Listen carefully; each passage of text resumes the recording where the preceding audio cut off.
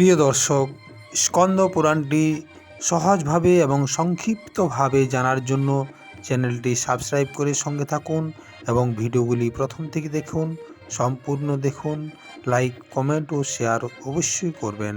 স্কন্দ পুরাণ শিব মহিমা কথা দ্বিতীয় পর্ব। দক্ষ যজ্ঞে মাথা কাটা অবস্থায় পড়ে থাকা প্রজাপতি দক্ষকে যখন ভগবান ভোলানাথ কৃপা করে পুনরায় জীবিত করলেন, তখন প্রজাপতি দক্ষ মাথা নিচু করে ভোলানাথকে প্রণাম করে নিজের সমস্ত ভুলের জন্য ক্ষমা চাইলেন। তিনি বললেন, যোগেশ্বর শিবকে আমি বারবার প্রণাম করি। সমস্ত জগতের পালনকর্তা এবং একমাত্র জগতের বন্ধু শিবকে আমি নমস্কার করি, যিনি সম্পূর্ণ বিশ্বের স্বামী সনাতন ব্রহ্ম বিশ্বরূপ ভগবানকে আমি বারবার নমস্কার করি। যিনি বরদায়ক, যিনি জীবনদাতা এবং বরণকর্তা, সেই ভোলানাথকে আমি বারবার নমস্কার করি। প্রজাপতি দক্ষ যখন এরকম স্তুতি করলেন, তখন ভগবান সম্পূর্ণ প্রসন্ন হয়ে বললেন, হে সুরশ্রেষ্ঠ, যারা যজ্ঞ দান আদির দ্বারা আমাকে পেতে চায় তারা আমাকে সহজে পায় না, কিন্তু যারা জ্ঞানের দ্বারা আমাকে পেতে চায় তারা আমাকে অতি সহজেই পেয়ে যায়। অতএব তুমি একনিষ্ঠ হয়ে একাগ্র চিত্তে জ্ঞানের দ্বারা কর্ম করো, সবার প্রতি সমভাব রেখে এবং সুখ ও দুঃখের মধ্যে সমভাব রেখে সবসময় প্রসন্ন থাকো। এইরকম উপদেশ করার পর ভগবান নিজ নিবাস স্থান কৈলাস পর্বতে চলে গেলেন। ভগবানের এই উপদেশ পেয়ে ভৃগু আদি মুনিগণ সহ যাহারা সেখানে উপস্থিত ছিলেন সকলেই পরম জ্ঞানী হয়ে গেলেন। ভগবান ব্রহ্মাজিও পরম জ্ঞান লাভ করে নিজ ধামে চলে গেলেন। প্রজাপতি দক্ষ পরম জ্ঞান লাভ করে ভোলানাথের পরম কৃপা লাভের জন্য ধ্যান করতে বসে গেলেন। লোমশ মুনি সনকজি সহিত সকলকে বললেন, পরম জ্ঞান এবং পরম কৃপা লাভের জন্য সকলকেই ভগবান শিবের আরাধনা করা উচিত।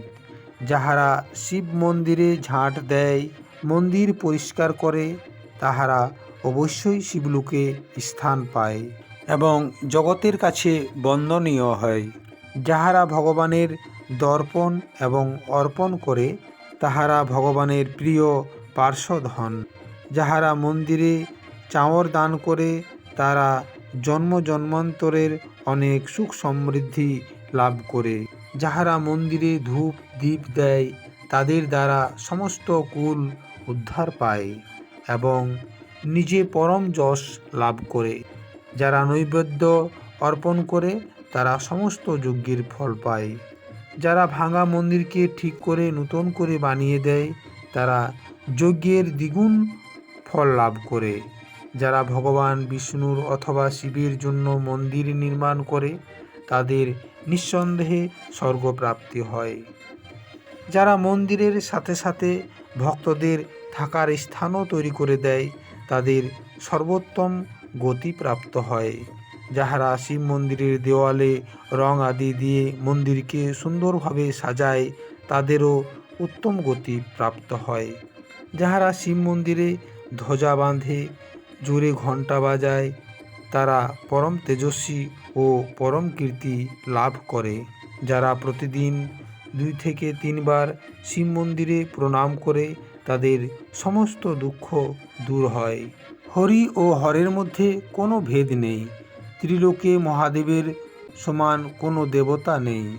সেই জন্য সবসময় কেবল ভগবান শিবেরই পূজা করা উচিত। ফুল, ফল এবং বেলপাতা, দুধ ও জল আদির দ্বারা ভগবান শিবের পূজা দিলেই ভগবান সন্তুষ্ট হয়ে যান। ফুলের মধ্যে আকন্দ ফুলকে শ্রেষ্ঠ ফুল বলা হয়েছে, আবার ধুতরা ফুলকে আকন্দ ফুলের চেয়েও শ্রেষ্ঠ বলা হয়েছে। নীলপদ্ম, কলা এবং নারকেলকেও শ্রেষ্ঠ বলা হয়েছে। যাদের মুখ থেকে সবসময় নমঃ শিবায় এই পঞ্চ অক্ষর মন্ত্রটি উচ্চারণ হয়, তারা ভগবানের প্রিয় পার্ষদ হন। তাই প্রতিদিন সকাল, দুপুর ও সন্ধ্যায় এই 3 সময় শিব মন্দির দর্শন করা উচিত।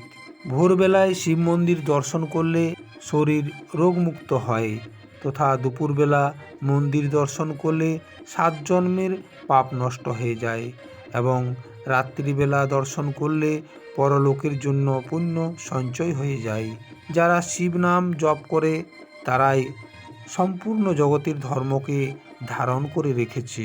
যারা মন্দিরে বাদ্যযন্ত্র বাজায় তারা নিজেও পাপমুক্ত হয় এবং অন্যকেও পাপমুক্ত করে। সেই জন্য শিব মন্দির দর্শন করা, পূজা করা, পরিষ্কার করা, শিব নাম জপ করা, দান করা, ধূপ তথা দীপ জ্বালানো এবং ভজন আদি করা উচিত। এসব করলে পাপী মানুষও শিবলোকে স্থান পায়। যিনি শিবকথা বর্ণনা করেন, পাঠ করেন, ভজন করেন তথা গুরুর কাছ থেকে শিবকথার জ্ঞান অর্জন করেন, একাগ্রচিত্তে শিব নাম জপ করেন, তিনি ব্রাহ্মণ, ক্ষত্রিয়, বৈশ্য অথবা শূদ্র যাহাই হন না কেন তিনি ভগবান শিবের পরম প্রিয় হন। ভগবান শঙ্করই হলেন সম্পূর্ণ জগতের আধার। অতএব এটা জানা দরকার যে জগতে যা কিছু রয়েছে সব কিছুই হলো শিবস্বরূপ। অতএব সকলেরই উচিত ভগবান শিব সম্বন্ধে জ্ঞান অর্জন করা।